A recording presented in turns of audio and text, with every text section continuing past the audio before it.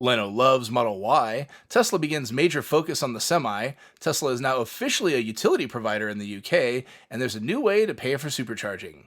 This is Tesla Tidbits episode number 604 for June 24th, 2020. This show is sponsored by my supporter Richard. If you're in the market for a new Tesla, please consider using his referral code. Ask your salesperson to use code Richard174 or go direct to the web link ts.la/Richard174 and pick up a 1,000 mile supercharging credit for your new vehicle. We start the show today tossing back to everyone's favorite car guy, Jay Leno. Fresh off Cybertrucks' limited appearance on the show, Jay devotes a whole show to Model Y. It was a great show to inform the general public on the vehicle, including giving a full tour of the exterior and interior of the car, debunking some FUD about electric vehicles, and giving a demonstration, albeit a slightly flawed one, of autopilot. Jay didn't have a Tesla rep with him to be able to explain everything due to COVID precautions, and incorrectly stated that autopilot would turn at an intersection. There was also a cringe-inducing moment where he closed the hood as you would a standard hood, rather than the soft touch that you should give a Tesla. There's a particularly amusing Elon anecdote that you might want to hear as well. But other than that, I have to say, it's a long episode with a lot of good information.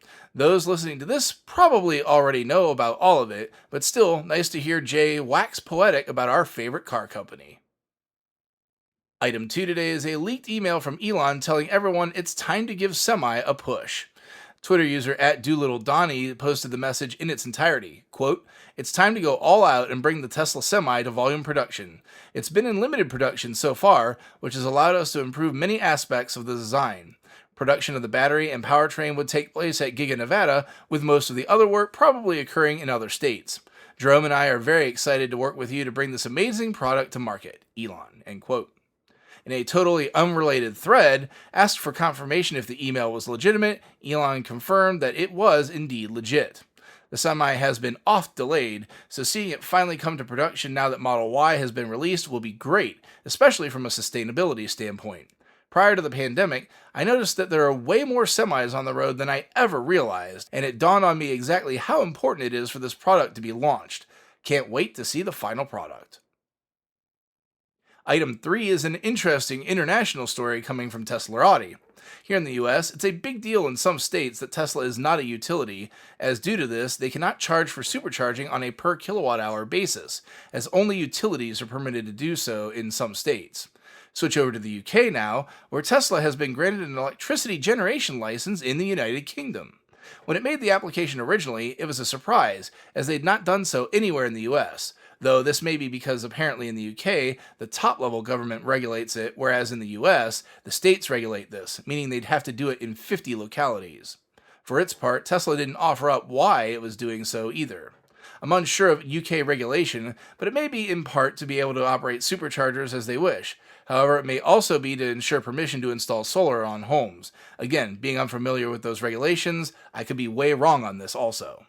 Regardless, expanding into the international market with the energy business could now be a concerted effort for the energy division.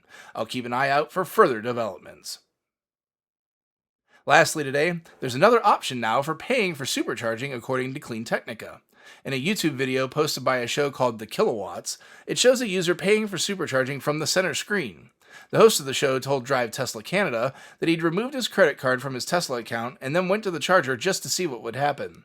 The answer is that while he was allowed to charge that session, he was also prompted for a payment method on the display. As the article details, while it might seem that you could just go on charging for free in perpetuity, subsequent sessions are halted, saying that supercharging isn't available and that you need to add a payment method to get it turned back on.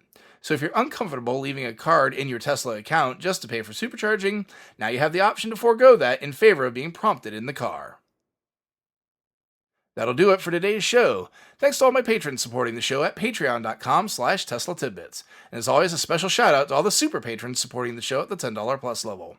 They are Ryan Scarborough, Lee Sweet, William Henry Crew III, Dorian Steve Guberman, Rolf and Cheryl Waterhouse, Todd Sullivan, Mitch Long, Zortek LED Canada, Morvan Ogg, Raymond and Deborah Malkowitz, T Sportline, Vicky Kirk, Ricky Johnston, Nathan Garza, Ed Patterman, Sunil Joseph, and Joy Rodriguez. If you have feedback for me, the best way to be heard is to tweet at Tesla Tidbits and use the hashtag AskTeslaTidbits if you'd like your question to be considered for the show. Until next time, keep it charged and hit the road.